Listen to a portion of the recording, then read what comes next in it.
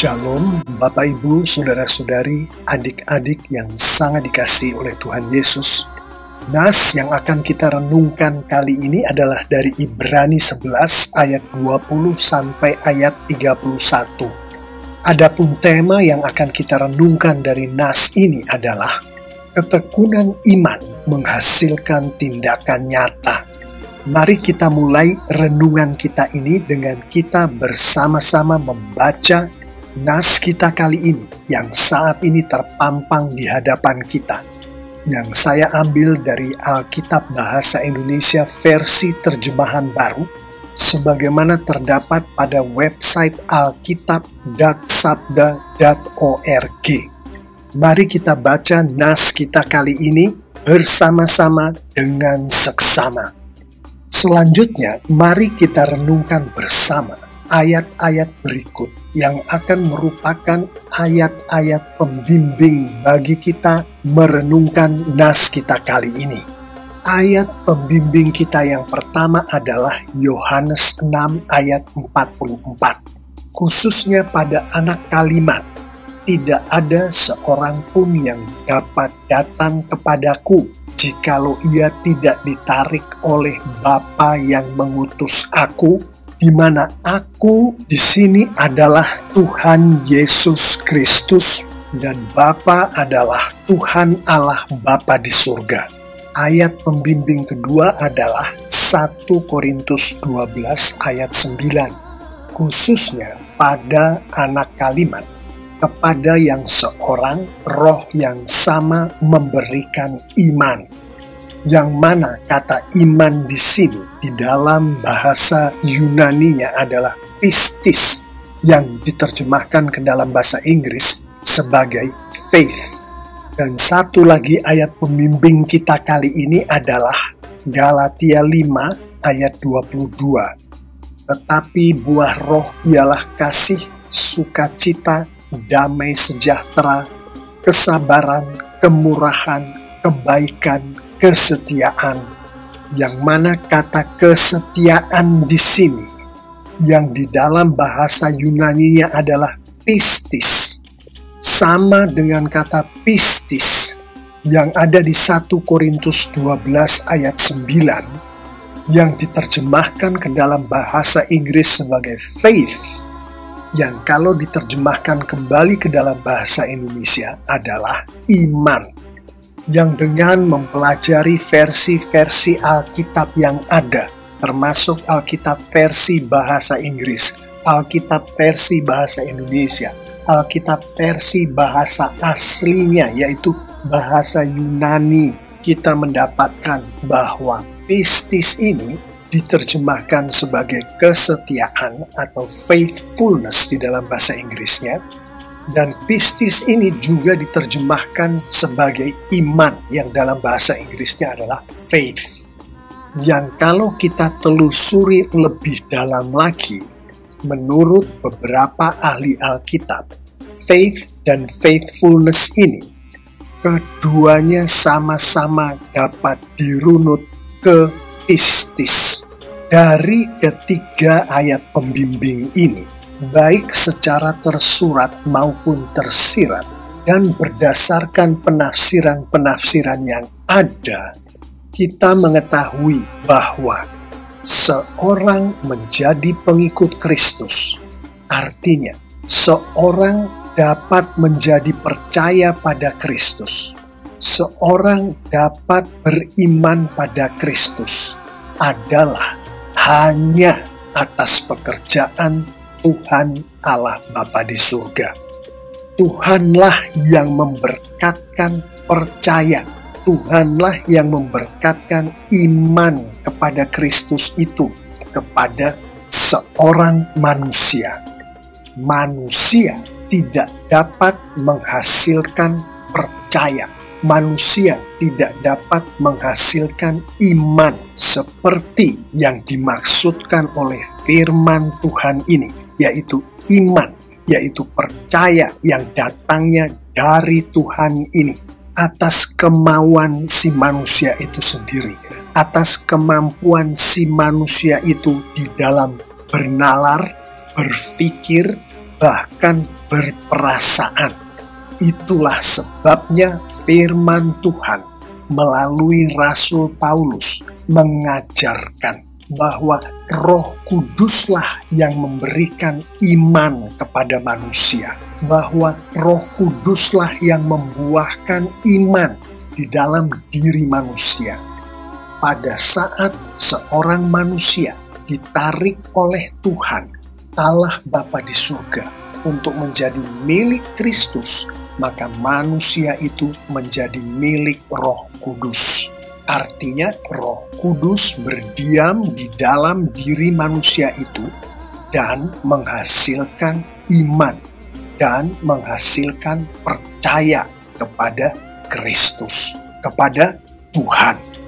Mengerti dengan jelas ayat-ayat pembimbing kita kali ini, mari kita bersama-sama merenungkan nas kita. Di dalam konteks renungan kita kali ini, yaitu ketekunan iman menghasilkan tindakan nyata, Ishak, sebagaimana di Ibrani 11 ayat 20, karena imannya kepada Tuhan, ia dimampukan dan dipakai oleh Tuhan untuk melihat masa depan, yang mana penglihatan ini adalah berdasarkan firman Tuhan itu sendiri. Dan Ishak dimampukan dan dipakai oleh Tuhan untuk memberkati Yakub, sebagaimana di Ibrani 11 ayat 21. Karena imannya kepada Tuhan, ia dimampukan dan dipakai oleh Tuhan untuk memberkati Yusuf, sebagaimana di Ibrani 11 ayat 22. Karena imannya, ia dimampukan dan dipakai oleh Tuhan untuk memberitakan kabar baik. Yang di dalam konteks ayat 22 ini adalah kabar baik tentang keluarnya orang-orang Israel dari Mesir, orang tua Musa, sebagaimana di Ibrani 11 ayat 23. Karena imannya kepada Tuhan, ia dimampukan dan dipakai oleh Tuhan untuk menyembunyikan Musa. Ia tidak takut akan raja. Ia dimampukan dan dipakai oleh Tuhan untuk melindungi Musa. Musa sebagaimana di Ibrani 11 ayat 24 sampai ayat 26, karena imannya kepada Tuhan, ia dimampukan dan dipakai oleh Tuhan untuk menderita sengsara, yang di dalam bahasanya Tuhan Yesus, untuk memikul salib. Musa sebagaimana di Ibrani 11 ayat 24 sampai 26 ini pula, karena imannya kepada Tuhan, ia dimampukan dan dipakai oleh Tuhan untuk menyangkal kesenangan sesaat, yang di dalam bahasanya Tuhan Yesus adalah ia dimampukan dan dipakai oleh Tuhan untuk menyangkal dirinya sendiri. Musa sebagaimana di Ibrani 11 ayat 27, karena imannya kepada Tuhan, ia dimampukan dan dipakai oleh Tuhan untuk tidak takut, untuk melihat apa yang tidak kelihatan, yang mana penglihatan atas yang tidak kelihatan ini berdasarkan pada firman Tuhan itu sendiri. Musa sebagaimana di Ibrani 11 ayat 28, karena imannya kepada Tuhan, ia dimampukan dan dipakai oleh Tuhan untuk menjadi pemimpin iman, yaitu dengan ia mengadakan Paskah dan pemercikan darah. Umat Tuhan sebagaimana di Ibrani 11 ayat 29, karena iman mereka kepada Tuhan, maka mereka dimampukan dan dipakai oleh Tuhan untuk berserah diri sepenuhnya kepada Tuhan yang di dalam konteks ayat 29 ini adalah dengan mereka melintasi Laut Merah. Umat Tuhan, sebagaimana di Ibrani 11 ayat 30, karena iman mereka dimampukan dan dipakai oleh Tuhan untuk berserah diri kepada Tuhan, yang di dalam konteks ayat 30 ini adalah dengan cara mereka mengelilingi tembok-tembok itu 7 hari lamanya, yang dengan demikian Tuhan meruntuhkan tembok-tembok itu. Rahab, sebagaimana di Ibrani 11 ayat 31. Karena imannya kepada Tuhan, maka Rahab dimampukan dan dipakai oleh Tuhan untuk berserah diri kepada Tuhan. Yang di dalam konteks ayat 31 ini adalah dengan Rahab menyambut pengintai-pengintai itu. Yang dengan demikian Tuhan menyelamatkan Rahab dan keluarganya. Demikianlah iman yang diberkatkan oleh Tuhan kepada Ishak, Yakub, Yusuf, orang tua Musa, umat Tuhan, Rahab, menghasilkan tindakan-tindakan nyata, perbuatan-perbuatan baik. Yang di dalam konteks nas kita kali ini, tindakan nyata perbuatan baik itu termasuk tindakan atau perbuatan memberkati, memberitakan kabar baik, melindungi, memikul salib, menyangkal diri, berserah diri, yang adalah tema kita kali ini dari nas kita ini. Saya akan menutup renungan kita ini dengan beberapa poin penting berikut. Poin penting pertama adalah berhati-hatilah dengan yang namanya tindakan nyata perbuatan baik. Jika kita melihatnya di luar konteks nas kita, maka tindakan-tindakan nyata, perbuatan-perbuatan baik yang tadi baru saja kita renungkan, termasuk memberkati, termasuk memberitakan kabar baik, termasuk memikul salib, termasuk menyangkal diri, melindungi, berserah diri, semua tindakan nyata dan perbuatan baik itu sebenarnya lah dapat dilakukan oleh siapa saja, termasuk dilakukan oleh mereka yang bukan pengikut Kristus, yang bahkan tidak kenal akan Kristus. Sebagai contoh, kita tahu banyak orang di dunia ini yang sangat mengasihi sesamanya, yang selalu memberi sedekah kepada orang-orang yang tidak mampu, sementara orang-orang ini bukan pengikut Kristus. Renungan kita dari nas ini bukan mengenai mereka yang bukan pengikut Kristus, bukan mengenai orang-orang yang tidak kenal Kristus. Karena bagi mereka yang tidak mengenal Kristus, yang bukan pengikut Kristus, semua tindakan nyata perbuatan baik itu tidak akan memberikan nilai kekekalan. Artinya, tidak akan membawa mereka ke dalam kehidupan kekal bersama Kristus dan Bapanya di surga. Yang kita renungkan dari nas ini adalah tindakan nyata perbuatan baik atas dasar iman yang diberkatkan oleh Tuhan melalui Roh Kudus Tuhan kepada seorang manusia, yaitu iman, yaitu percaya akan Kristus sebagai Tuhan dan Juru Selamat. Tindakan nyata perbuatan baik yang berdasarkan iman kepada Tuhan, kepada Kristus, inilah yang memiliki nilai kekekalan. Poin penting berikutnya adalah berhati-hatilah dengan tindakan nyata perbuatan baik. Karena tindakan nyata perbuatan baik yang dilakukan oleh seseorang, bahkan oleh seseorang yang sudah mengenal Kristus.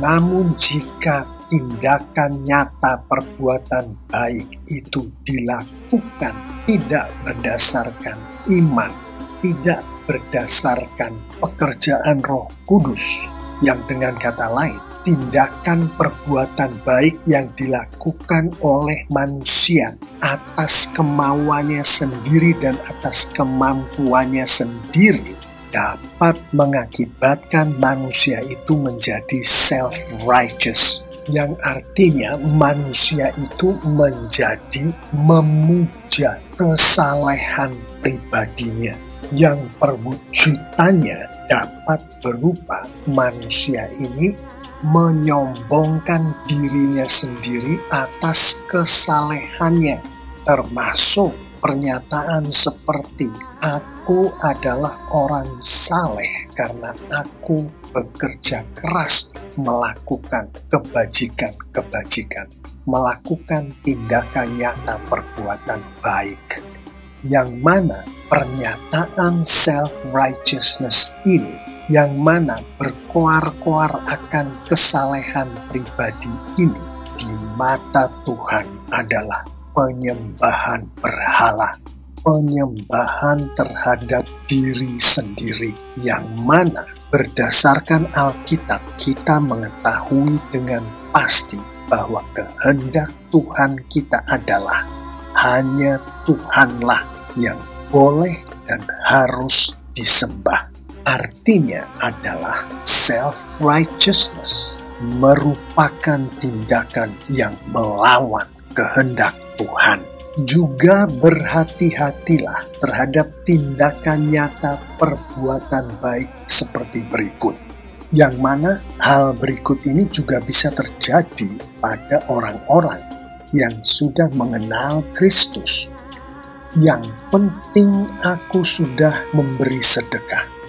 Yang penting aku sudah ke gereja setiap minggu. Entah di dalam melakukan tindakan nyata perbuatan baik itu aku memiliki motivasi yang benar atau tidak.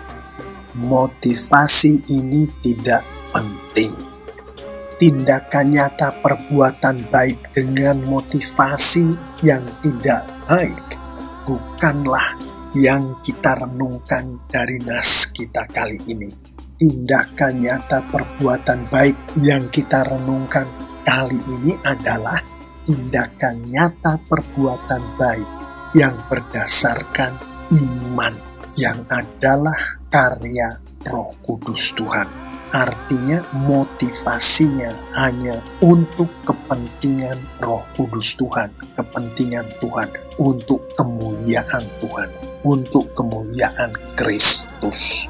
Dari poin-poin penting ini, kita dapat dengan gamblang menyatakan bahwa bagi Tuhan, bukan tindakan nyata perbuatan baiknya yang Tuhan hendak tekankan melalui nas kita ini, namun iman yang datangnya dari Tuhan, yang diberkatkan kepada manusia, yang membuat manusia itu dipakai oleh Tuhan untuk mengekspresikan tindakan nyata perbuatan baik.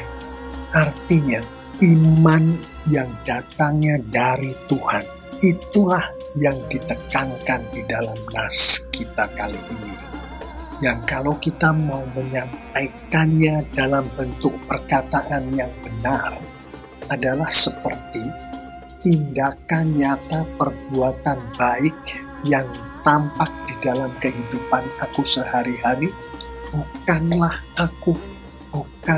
mengenai aku, namun tindakan nyata perbuatan baik di dalam kehidupanku ini adalah Roh Kudus Tuhan melalui iman yang diberkatkan oleh Tuhan kepadaku, tengah memakai aku melakukan tindakan nyata perbuatan baik itu di dalam hidupku demi kemuliaan Tuhan.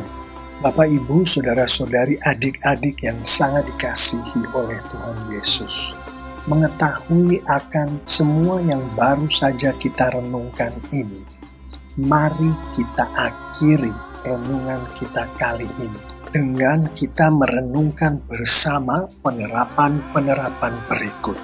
Penerapan pertama, mengetahui bahwa iman kita itu, percaya kita itu, yaitu iman percaya kepada Kristus, adalah dari Tuhan melalui Roh Kudus Tuhan.